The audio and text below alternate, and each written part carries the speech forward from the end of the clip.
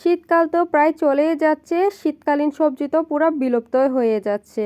তাই ভাবলাম আজকে শীতকালীন সবজি খাবো, আর সামনে খেতে পারি বা না পারি তাই আর কি।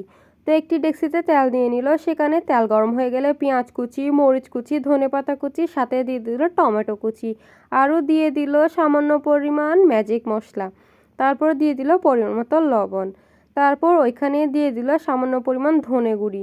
ধনে গুঁড়ি দিলে কিন্তু খুব ভালো একটা টেস্ট আসে আর ফ্লেভার কিন্তু খুব ভালো লাগে, তাই হচ্ছে আম্মু ধনে গুঁড়ি দিয়েছে। আপনারা চাইলে জিরা গুঁড়িও দিতে পারেন।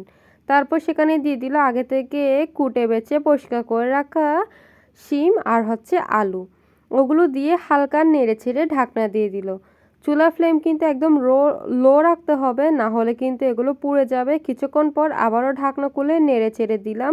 এভাবে অনবরত নেড়ে ছেড়ে নিতে হবে যতক্ষণ না সবজিগুলো সিদ্ধ হয়ে যায়। এই তো রেডি আমাদের সবজি।